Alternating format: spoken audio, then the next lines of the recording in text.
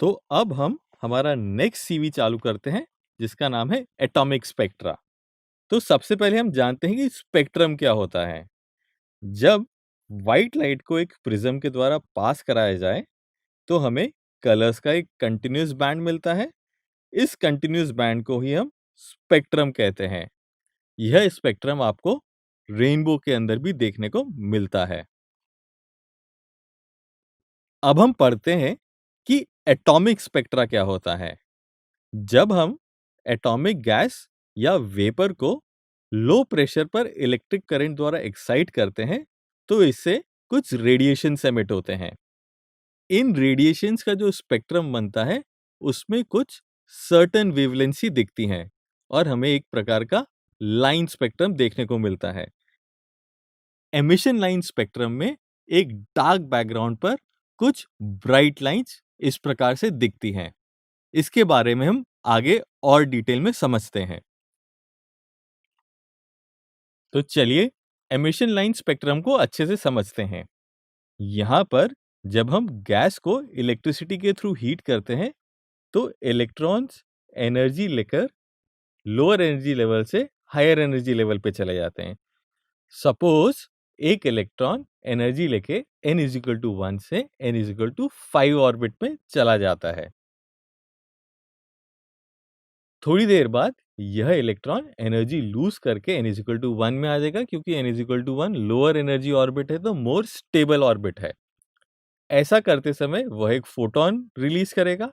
इस फोटोन की कॉरेस्पॉन्डिंग जो भी वेवलेंथ होगी वह हमें एमिशन लाइन स्पेक्ट्रम में दिखेगी।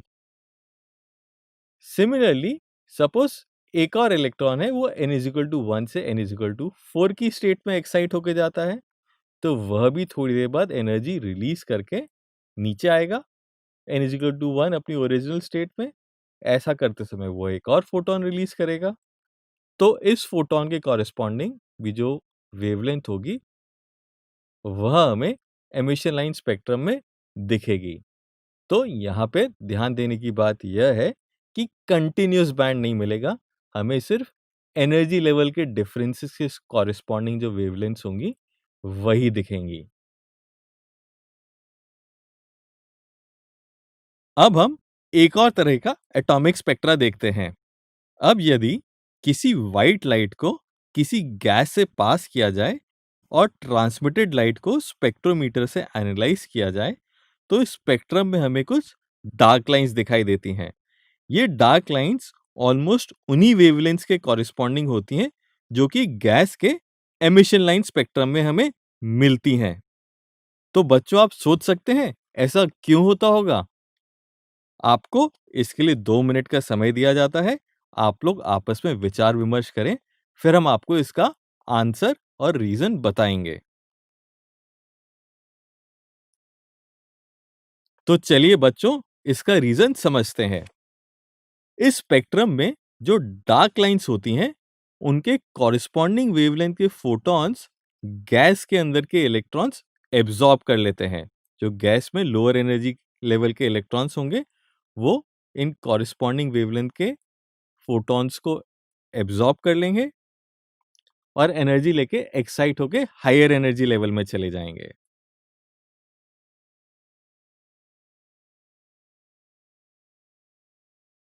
तो क्या होता है, जिस वेवलेंथ की कॉरेस्पॉन्डिंग के फोटॉन्स ये इलेक्ट्रॉन एब्जॉर्ब करते हैं वो एब्जॉर्प्शन स्पेक्ट्रम में से मिस हो जाते हैं, क्योंकि इनकी वेवलेंथ के फोटॉन्स इलेक्ट्रॉन ने एब्जॉर्ब कर लिए हैं तो वो स्पेक्ट्रम में दिखेंगे ही नहीं। तो वहां पर हमें ब्लैक बैंड्स या ब्लैक लाइंस दिखने लगती हैं।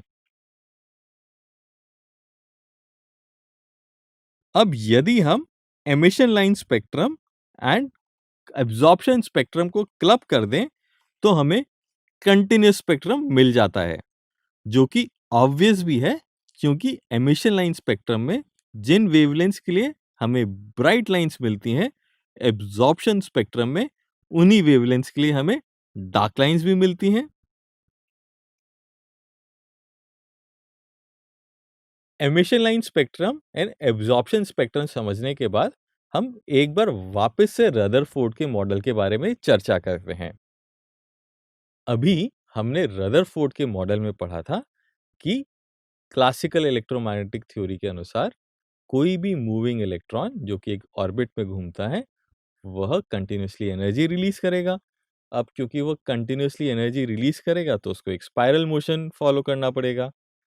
इस स्पाइरल मोशन को फॉलो करते समय जो एनर्जी रिलीज होगी, वह एक कंटिन्यूअस स्पेक्ट्रम शो करेगी। पर हमने अभी पढ़ा कि जो एक्चुअली में इलेक्ट्रॉन्स के साथ होता है एटम के अंदर, वह एक लाइन स्पेक्ट्रम होता है, क्योंकि इलेक्ट्रॉन्स कुछ स्पेसिफिक एनर्जी को ही एब्जॉर्ब करते हैं। तो यह भी रदरफोर्ड के एटॉमिक मॉडल का एक ड्रॉबैक था। अब हम स्पेक्ट्रल सीरीज के बारे में पढ़ेंगे। हाइड्रोजन एटम के स्पेक्ट्रम को एनालाइज करने पर पाया गया कि कुछ स्पेशल सेट्स में जो स्पेक्ट्रल लाइंस के बीच की दूरी है, वह कंटिन्यूअसली चेंज हो रही थी। इस प्रकार के सेट्स को हम स्पेक्ट्रल सीरीज कहते हैं। स्पेक्ट्रल सीरीज को सबसे पहले Swedish school teacher Johann Jakob Balmer ने 1885 में हाइड्रोजन स्पेक्ट्रम में फाइंड किया था। इस स्पेक्ट्रम सीरीज को हम बामर सीरीज भी कहते हैं। यह सीरीज जो है वह विजिबल रीजन में लाई करती है, यानी कि इस सीरीज की जो वेवलेंथ है वह 350 नैनोमीटर से 750 नैनोमीटर के बीच देखी गई। इस सीरीज की जो लॉन्गेस्ट वेवलेंथ वाली लाइन है वह रेड कलर की थी, इसे एच अल्फा कहा गया।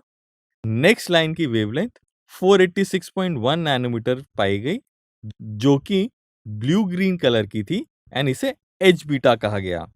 इसी प्रकार बाकी की लाइंस की वेवलेंथ भी फाइंड की गई, और जैसे जैसे लाइंस की वेवलेंथ डिक्रीज होती है, लाइंस एक दूसरे के क्लोज अपीयर होती हैं और इनकी इंटेंसिटी भी कम होने लगती है। बामर ने इन लाइंस की वेवलेंथ फाइंड करने के लिए एक फॉर्मूला भी दिया, जिसे बामर फॉर्मूला कहा जाता है।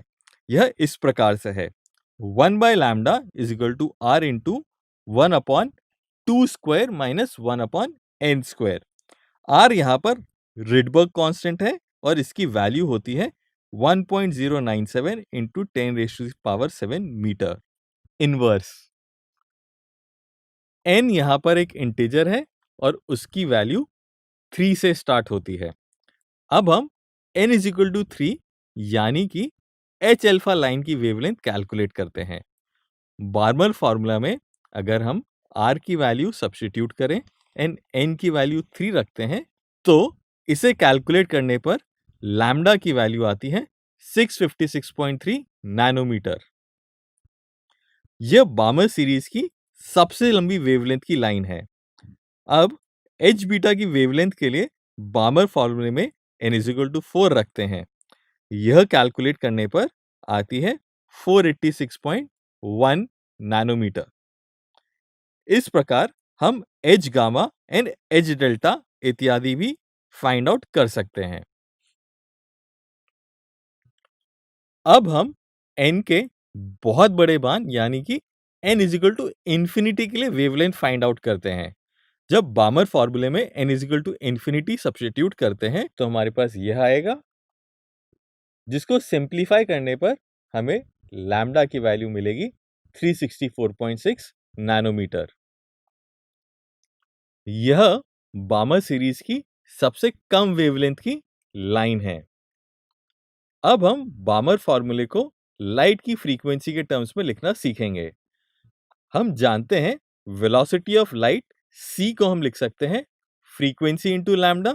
तो इसको रीअरेंज करने पर हम लिख सकते हैं nu by c is equal to 1/λ। Nu by c को, जो कि 1/λ है, उसको हम रिडबर्ग फॉर्मूले से रिप्लेस कर सकते हैं।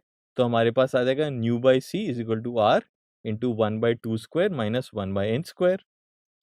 तो हम लिख सकते हैं nu is equal to R C into 1/2² minus 1/n²।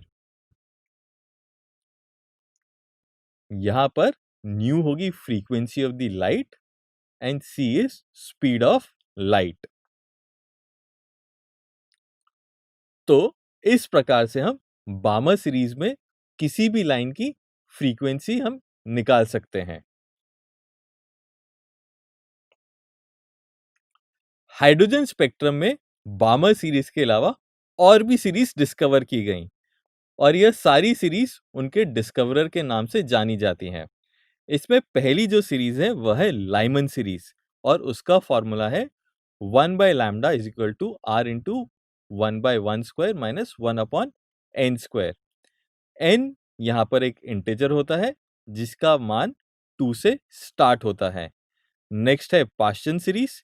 इसके लिए फॉर्मूला है 1/λ is equal to r into 1/3² minus 1/n²। n यहाँ पे 4 से स्टार्ट होता है। Similarly Brackett and Pfund series भी डिस्कवर की गई जिनके फॉर्मूले इस प्रकार से हैं।